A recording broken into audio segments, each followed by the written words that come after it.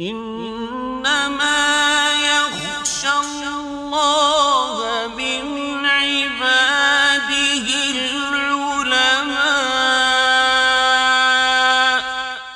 السلام عليكم ورحمة الله وبركاته. الحمد لله والصلاة والسلام على رسول الله وعلى آله وصحبه ومن والاه وبعد. This lesson number 7 in Usool al-Fiqh. I'm going to retract a little bit, and I will go back to where we talked about the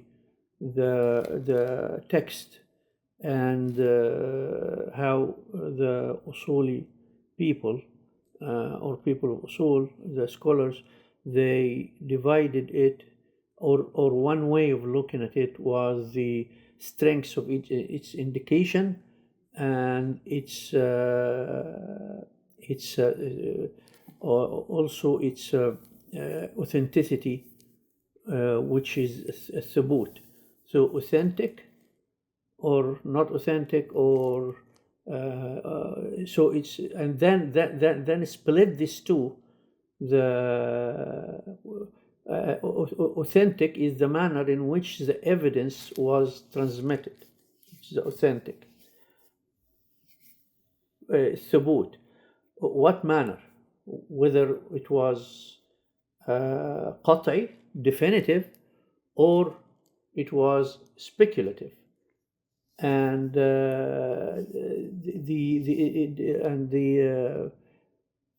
and this is the speculative and the definitive indicates the dilala, the strengths of its indication. And we give example to 3 of them, and we let the 4th one, which is speculative in authenticity and speculative in indication. ظني الثبوت, ظني الدلالة.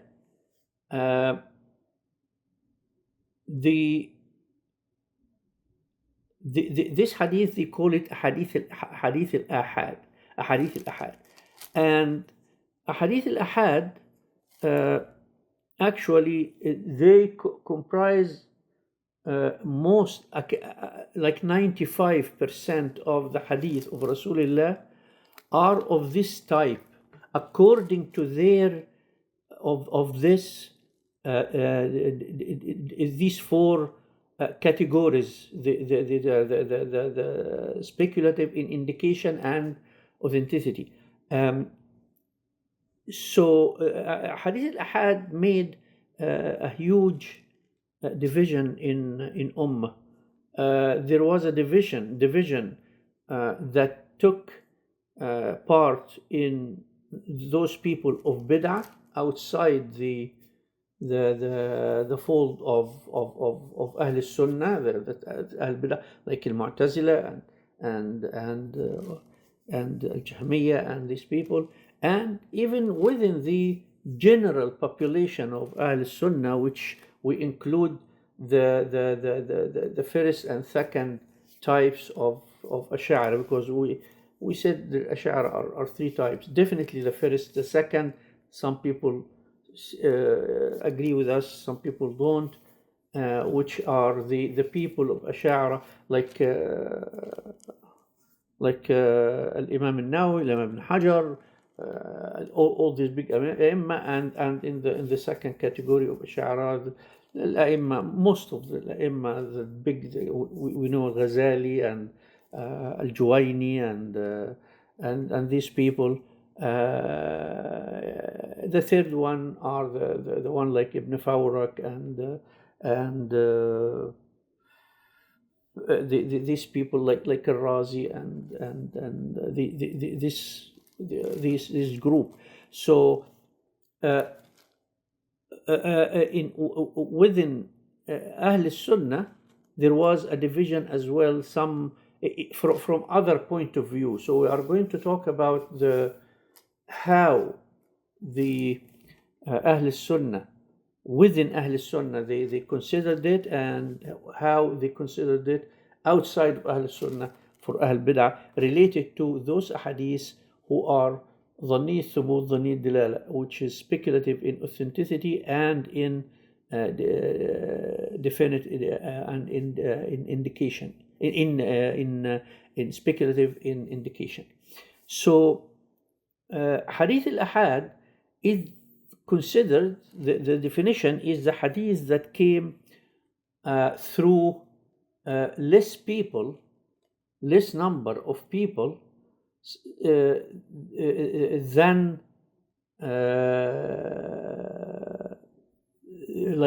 than three. Jama. Some people said three. Some people said the hadith al-ahad can be 4 or 5, but less number than the mutawatir or al-mutawatir, which is like big number, like hadith al-mutawatir, like hadith al-mutawatir, like hadith Rasulullah sallallahu man kadhaba alayya muta'ammidan falyatabawwa maq'adahu min an-nar. It was reported by over 70 of the Sahaba. So this is hadith mutawatir.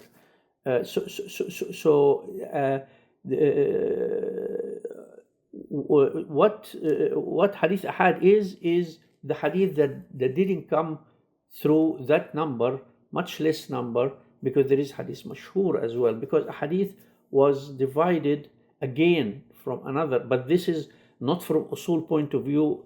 There are other categorization of hadith related to ilm, the science of mustalah al-hadith. It was divided according to its quantity of quantity of the sanad of the chain, and according to the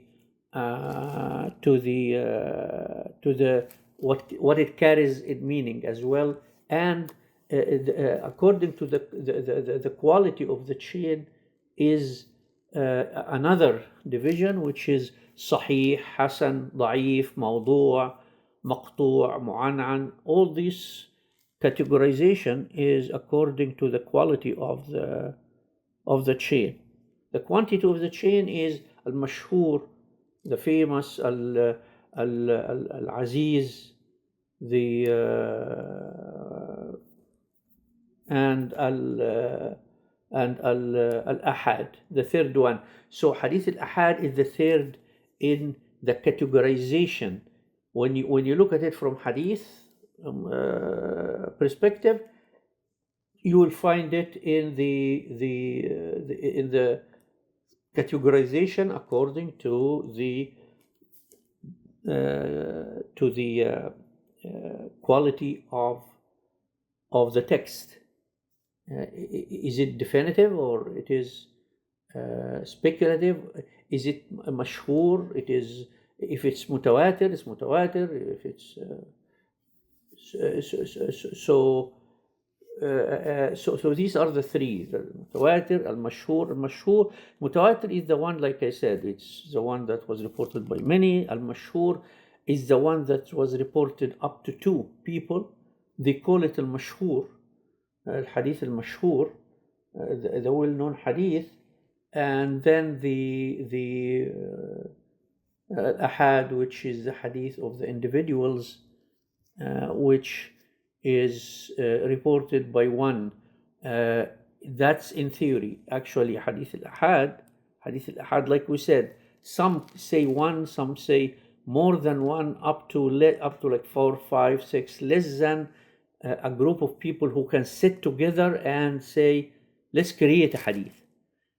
Because this might happen. Imagine that this would happen in like the 2nd or 3rd generation of hadith, like year 100 or 120 or something. There were bad people already there creating hadith. That's why they started considering the sanad. That's why I think Abdullah Mubarak, who said they created for us lies, so we created for them the sanad, the chain. So we know. So the hadith al-ahad for usuliyun is the same. Is the one that actually is it's not related to sanad specifically. It's related to, like I said, the indication and the authenticity. Whether it is speculative and speculative in indication and in authenticity. So it's speculative in indication and in authenticity. ظني الثبوت and ظني الدلالة. Having said that, and know what these types of hadith are and stuff fast, because this is in the book of Mustalah al-Hadith, and it's much bigger than that. But anyways, Hadith al-Ahad, when the people Ahl Sunnah and some people of Bid'ah like Mu'tazila, they said, well, the Ash'ara and the group of Ash'ara and al-Ahnaf, they said Hadith al-Ahad is, like we said here, speculative in authenticity and in indication. So all Ahl Sunnah accepted Hadith al-Ahad to be used, so we can apply whatever Rasulullah sallallahu tell us, unless it's ضعيف. If it's sahih, if it's ضعيف and mawdu', of course we don't accept it, because this is related to another category that we talked about, which is how good the quality of the text is. Is he sahih? If it is sahih or and the chain, is it sahih or not? So they said all agreed that we use it in تطبيق العملي, practically. In practical application, we use Hadith al-Ahad, all of it. In mu'amalat, in ibadat, in dealings, in buying and selling, in rituals, in everything, we use it.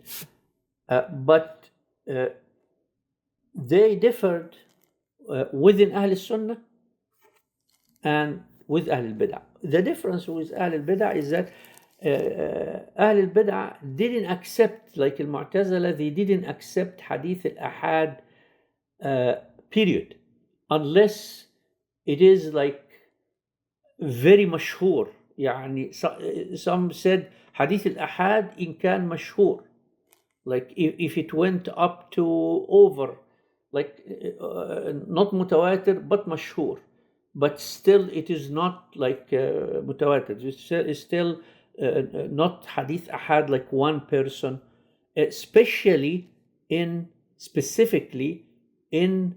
the Aqaid. Al-Aqaid, they said Hadith al-Ahad, no matter what, Hadith al-Ahad is not accepted.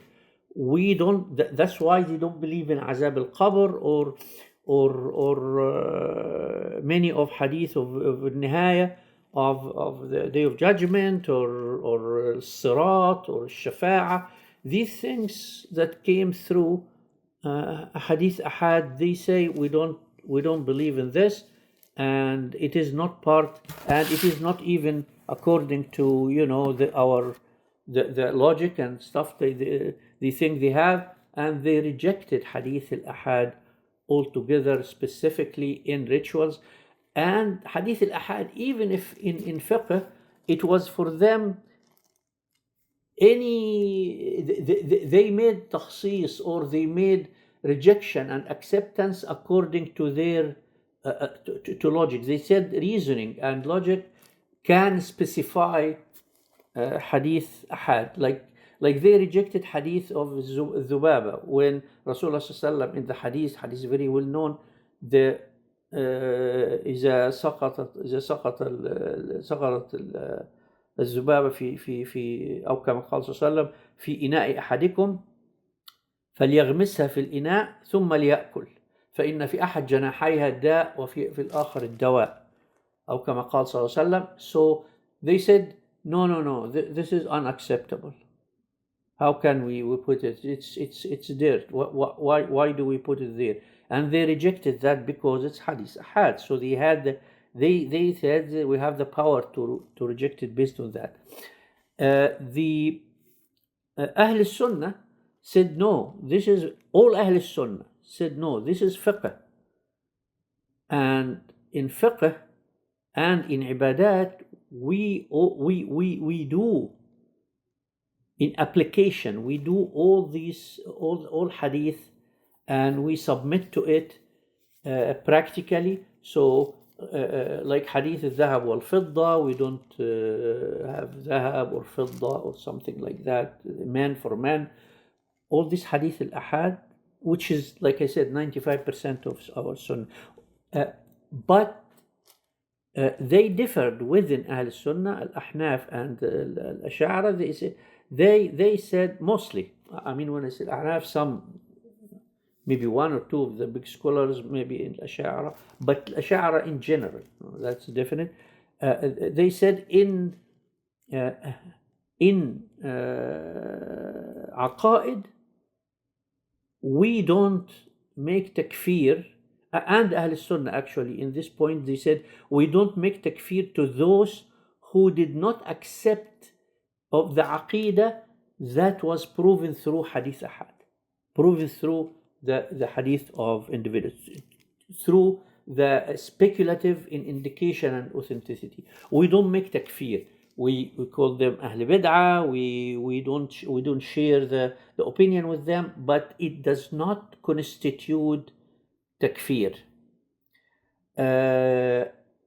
That's the majority of Ahl Sunnah, either Ahl Sunnah or including the Ahnaf and including the Ash'ara.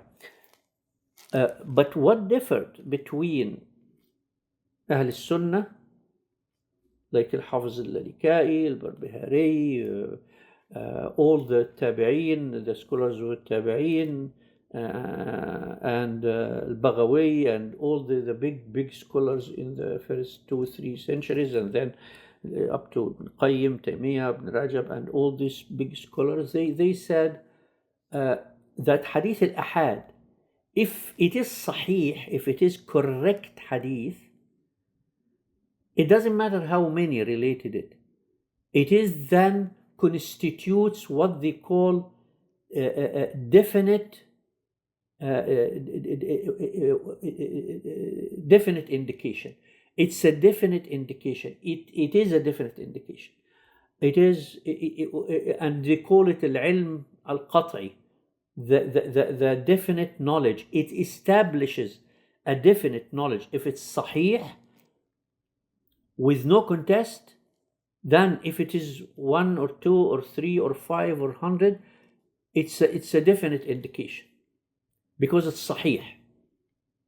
So they relied on sihha, but they didn't go with the conclusion that if it's a definite indication, then those who refuse it's a kafir. They said no, still, because it's still, in general, it's in the speculative authenticity and indication. So they said no, we still don't make takfir, but to us it establishes in our brain, in our knowledge, a definite knowledge. هذا يعني العلم النظري، they call it العلم النظري, a theoretical level of knowledge, a definite level of knowledge. Some of Ahl Sunnah that are, and Al-Ahnaf that are the Ahnaf and those Ash'ara who accept inside Ahl Sunnah, they said no, it does not establish this level of confidence inside our base, knowledge base. It's just we just accept it practically and we go with it because it establishes a level that is enough to practice because it is sahih. So we looked, or Ahl Sunnah looked at the sahih as a way that actually established in the knowledge base of the scholar of the scholar established the definitive knowledge, and those people, Ahnaf and Ash'ari within Ahl Sunnah, they said no, it doesn't actually constitute this kind of knowledge. Of course, mostly it didn't make a practical difference, but in some of Usool al-Fiqh and hence some of the application of fiqh, it made a difference. It made some real difference in the fiqh, whether we accept that based on its hadith. Like why I said all that now, because of this, because we talk about al-am wal-khas. So that's where the Ahnaf got the idea that the al-am can be specified, cannot be specified by hadith al-ahad. Ahl Sunnah said no, it can be specified by hadith al-ahad. Al-Ahnaf, they made in some of their fiqh, they specified with ahad also, if it's there are other conditions, but they said it is also related to the point we are going to make when we go back to the Am and Khas.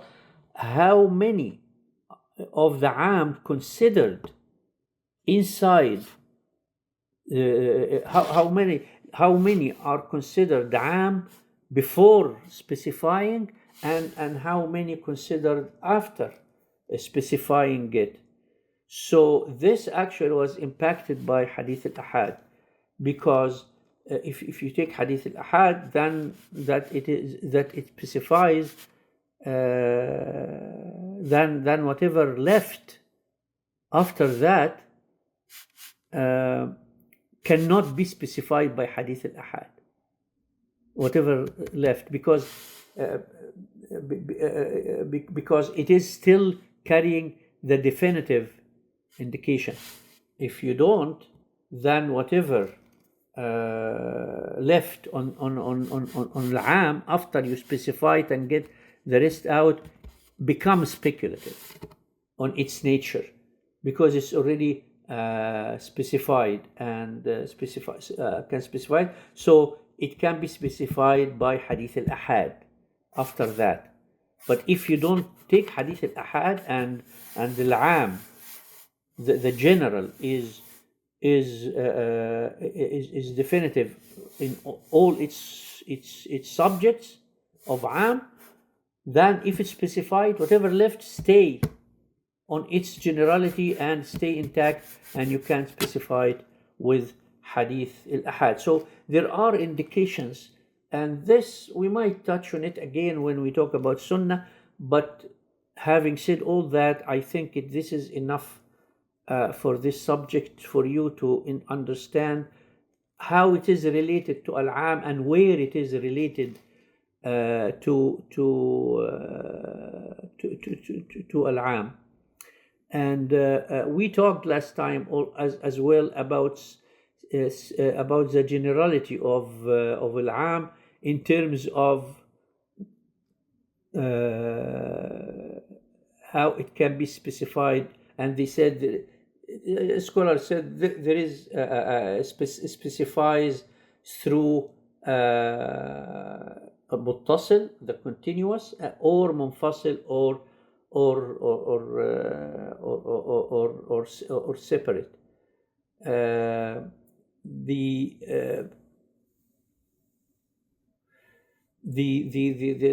And we talked about specification of the general of al-khas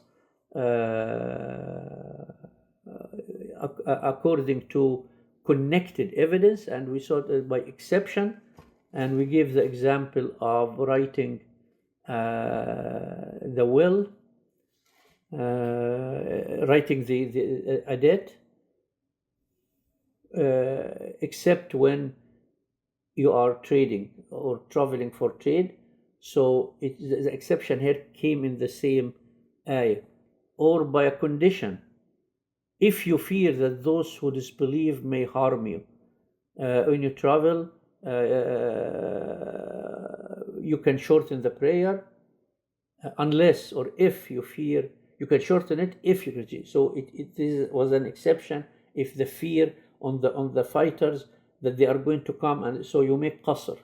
So this is by condition, by shart, by description, from your women with whom you have consummated the marriage, from النساء الذين دخلتم بهن, those who you actually practiced marriage with them.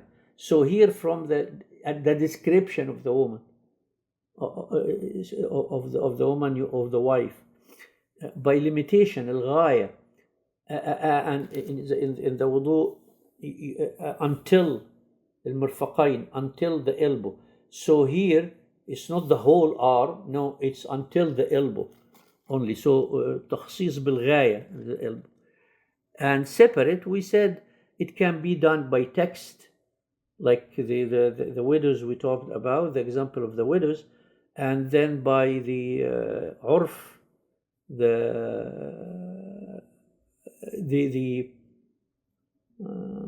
whatever urf, like customs and stuff like that in if it doesn't like against the of Sharia, exclusion of the noble mothers from nursing duty, like in the hadith, and mothers shall suckle their children for 2 whole years. يرضعن أولادهن حولين كاملين لمن أراد أن يتم الرضاعة. But in hadith, the woman who didn't used to khidmah, in hadith, there is hadith ahad that the noble woman can actually defer this duty. The rational reason بالتخصيص بالعقل, الذين إذا قال لهم الناس إن الناس قد جمعوا لكم فاخشوهم. So here قال لهم الناس here are the people who have referred to the people, refers to the disbelievers, not to all humans, only the disbeliever, because there are other people who don't say that. So here الناس, although it's عام, but not الناس everybody. That's why even in our talk, guys, in our talk, when we talk and we use al-am, some people like have very limited understanding of the ways of language, how it is built and how it is related and how it is it indicates things in the minds of those who listens. Some people, I say, and bring everybody with you. When I talk to Ahmad or Ali or Mahmoud or Abdul Rahman or anyone I know, and I say, Abdul Rahman, when you come, bring everybody with you. I don't mean that he goes and knock on all the doors in Brampton or in Mississauga or in Ontario and make announcement in newspaper. Everybody come, bring everybody. No, I don't. Nobody means it. Generally, we mean bring everybody means that everybody that I know and you know, and normally they join us in such occasions. So we have to understand it this way, and this, believe me, it made a lot of like most Khawarij, they don't Khawarij madhab. It was deprived from such understanding of al-umum al-khusus and al-mutlaq al-ghaib. It was deprived of this dimension. in general. Why? Because they missed this kind of indication of the and the meanings of the words, and how to relate it, how to understand it, how put it in context. In fact,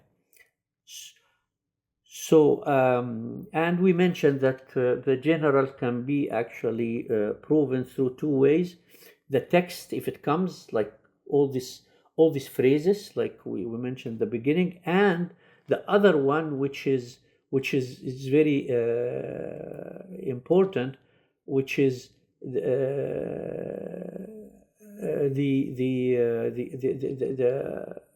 the way that was mentioned in كتب الأصول in general, not very clear, but الموافقات actually mentioned it in very clear way, which is the detection of the meaning through many texts. The meaning, a detection of a meaning in many texts that are spread out in Sharia, and comes to a level where this meaning actually make a tawatur on its own and become a qaida kulliyya, it become a general rule. And this, the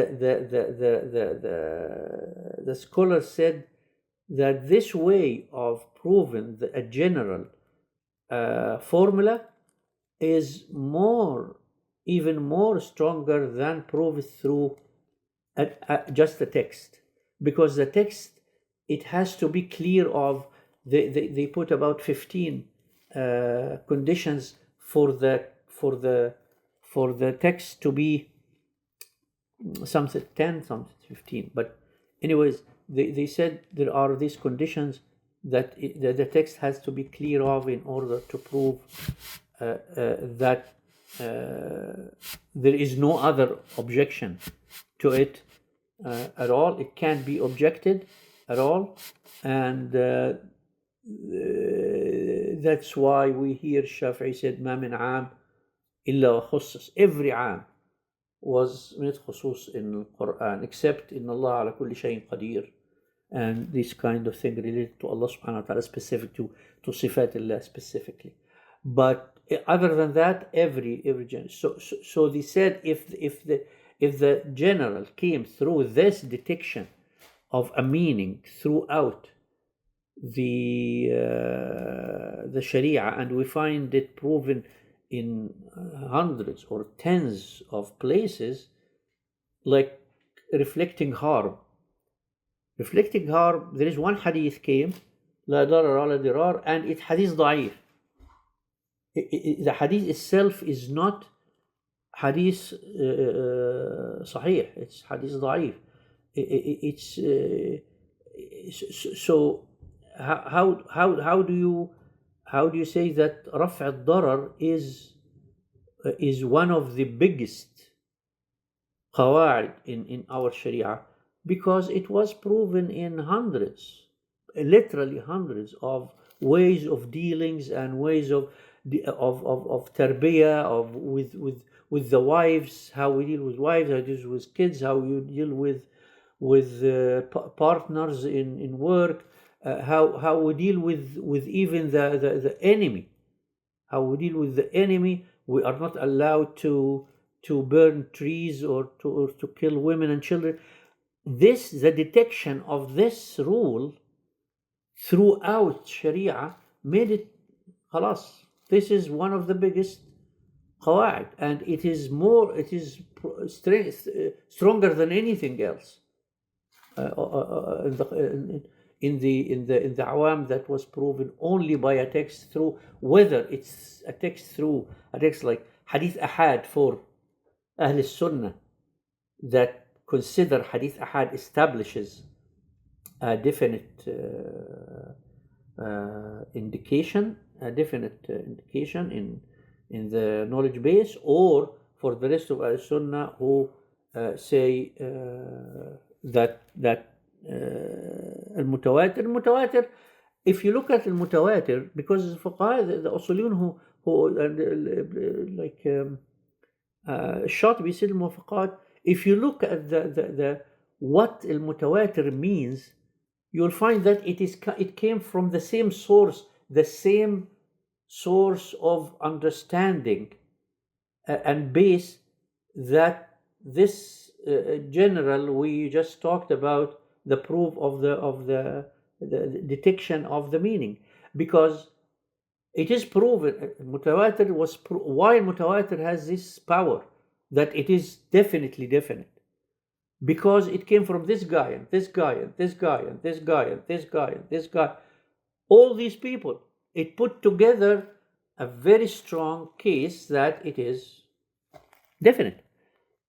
If you look at this detection of the meaning, it's the same thing. It came in here, in this incident, in this incident, in this incident, in this incident, in this incident, like the generosity of Hatim al-Ta'i, the father of Ali ibn Hatim, the Sahabi.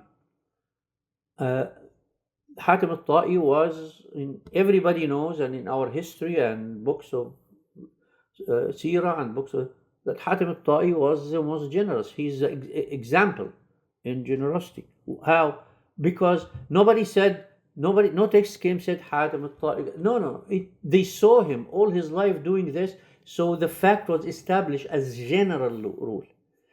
So you cannot make takhsis to that by one incident, because the one incident can be understood different way, but the 100 occasions cannot. So this is the second way, and we talked about last time, and that makes us move to the second part, which is al-mutlaq wal-muqayyad, or the absolute and the restricted. The absolute and restricted, al-mutlaq. What is al-mutlaq? Al-mutlaq is عام in nature. It is the عام in nature, but unspecified general. It is unspecified general, because what, like we said, general is it implies the member or it is an umbrella under which all the member of a specific type or description, like الرجولة under الرجال, all الرجال, so عام الرجال, and we know it through alif lam or through the الذين or through all the phrases. So عام is where all the members are under this umbrella of عام. Al-mutlaq is all the members under the absolute, but without specifying, because in عام we say الرجال means this one and this one and this one and this رجل and this رجل, so these are الرجال. But in absolute it is this man or this man or this man or this man. So under the absolute you can substitute this with this with this with this. It's one of them, one unspecified. So rajul, it is rajul, it's man, a man, not the man, not man. Man is الرجال, so every man. You can't say I'll take two of them and leave the rest. No.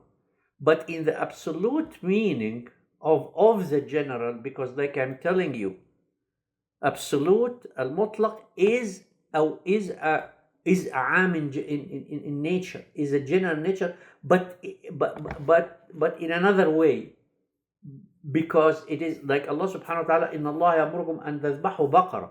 Baqara is mutlaq. He didn't specify any. It's unrestricted. It's unrestricted. So if they pick any baqara, it would have been a right choice. No? فتحرير رقبة in a sin in الحرم or something.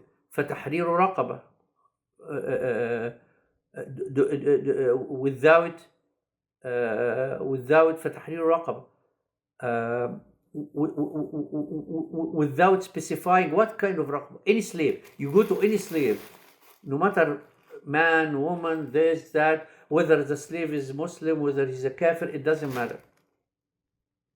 But if you say فَتَحْرِيرُ رَقَبَةٍ مُؤْمِنَةٍ, now the absolute is restricted. Is المطلق becomes مقيد.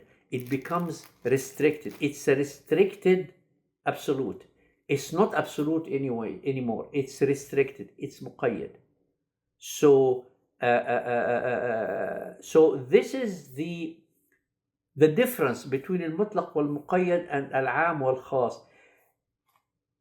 In the back of your mind, the mutlaq and the am and the general indicates a number, a vast number under a type, a jins, a type of people. المصريون, الكنديون, the Canadians, the people, the citizens, whether it's for the humans, animals, but they are unsubstitutable. They are all of them. You mean all of them when you say الرجال قوامون على النساء. Men are have the upper hand over women. You mean every man has the upper hand over every woman.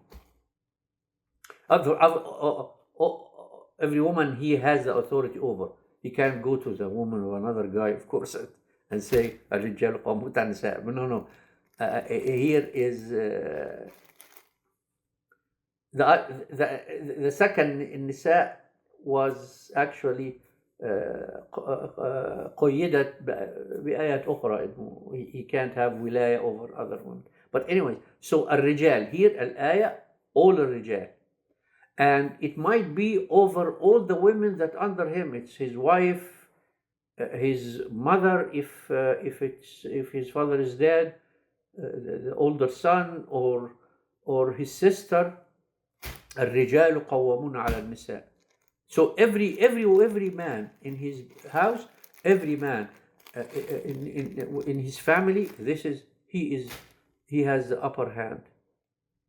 Of course, there are restriction on that, or there are specify. الرجال هنا العام خصص بأمور معينة. So if he is سفيه, like he spends unresponsibly or so this is our restriction to العام. تخصيص, not restriction العام, تخصيص للعموم. It's not restriction to absolute, because this is not absolute, it's general. الرجال قوامون على النساء. But when I say الرجل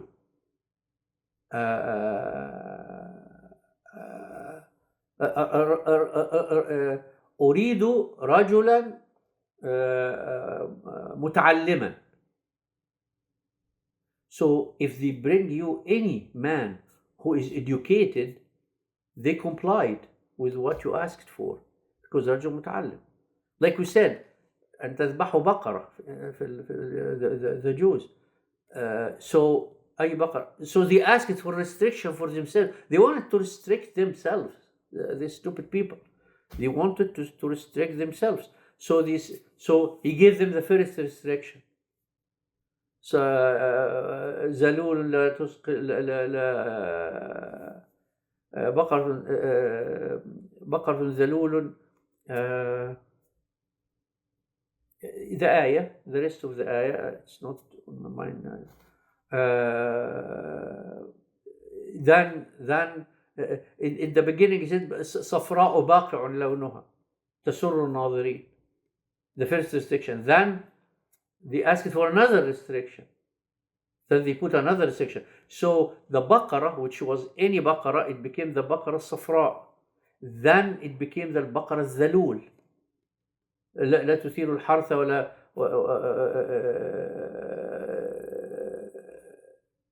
قالوا الآن جئت بالحق.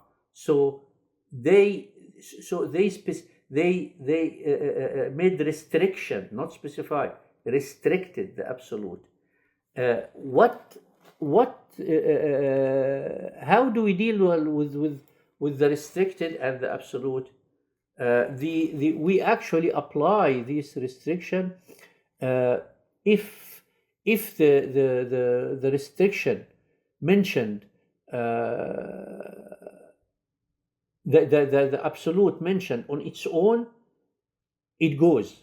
خلاص بقرة means بقرة. رقبة means رقبة. It's not restricted. So any slave can be done. If it came in text with the restriction, رقبة مؤمنة, then we carry the restriction over the absolute. So restriction take over right away. So it is not the absolute become no restriction. It's not like العام there are left inside the عام. Here there's no left. Here the mutlaq become restricted. It all become restricted because it's one. And then if the absolute came in one place and the restriction came in another place, here there are three ways of looking at it. The first one, if it's mentioned only in the unrestricted forms, like the reason was different, and the hukum, the ruling, was different, then we leave the restricted, we leave the mutlaq and the restricted. They don't apply to each other because the reason they came and the hukum is not the same. But if they came with the same hukum and same reason, they came for the same reason, then we نحمل هذا, like in this البقرة اذبحوا بقرة, it came for the same reason and the same rule and the same incident and the same حكم.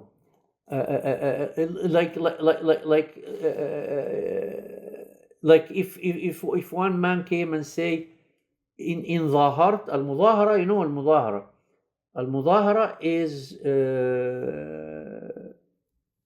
is saying to your wife, I'm not going to touch you.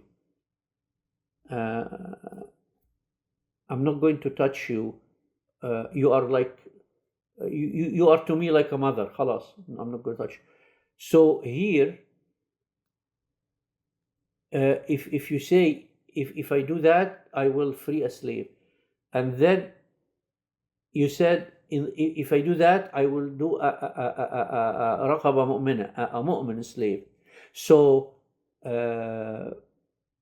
some people said it can be this and it can be that, but the jumhur, and what I feel is actually make more sense, is that we always نحمل الرقبة الأولى, what he said, I will free a slave, that the slave has to be all the time the mu'minah in all cases, الرقبة المؤمنة, because the reason and the rule is the same. It's the zihar and the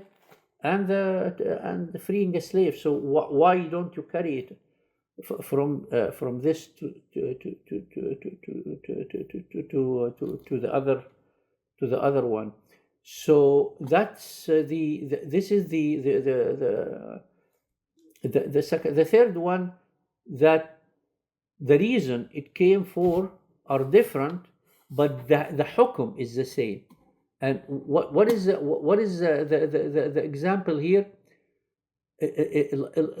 Like what we came in الزهار as well. The حكم والذين يظاهرون من نسائهم ثم يعودون لما قالوا, those who make zihar from their women and come back and say, no, I don't want, I want to go back to my woman. فَتَحْرِيرُ رَقَبَةٍ مِنْ قَبْلِ أَنْ يَتَمَاسَ. He has to free before he goes back to her. There is another كفارة القتل. This is another reason, which is قتل الخطأ. You kill by a mistake. What is the حكم؟ تحرير رقبة من قبل أن يتماس. تحرير الرقبة حكمها عتق رقبة if you kill somebody by mistake. But in killing somebody by mistake, الرقبة is a مؤمن رقبة. ومن قتل مؤمنا خطأ فتحرير رقبة مؤمنة. So they said here is تحرير رقبة for the ظهار, and here is تحرير رقبة مؤمنة for قتل, the wrongful killing. So the reason is different, but the حكم is the same, which is one is تحرير رقبة, free a slave, absolute, and one is مقيد بمؤمنة, one is restricted by iman. الأحناف and المالكية said then we leave it. كفارة, the كفارة for the unintentional, the قتل الخطأ, unintentional killing, is on its own. It's a mu'min slave with restricted by iman, and the zihar is absolute raqaba. We leave it because it is different in the cause. Shafi'iyya said no, we carry it because Quran is one unit, so we carry the restriction from the unintentional of iman, from unintentional killing to zihar. I think the Jumhur al-Malikiyya and al-Ahnaf are they have the right thing, and we can't carry, because the different, why to carry the restriction from unintentional killing to another sabab, another reason, which is the dhihar from his wife. So having said that, we conclude the absolute and the restricted, and inshallah next time we are going to start the mujmal, the ambiguous, and the mubayyan, and the clear, inshallah. Wassalamu alaikum wa rahmatullahi wa barakatuh.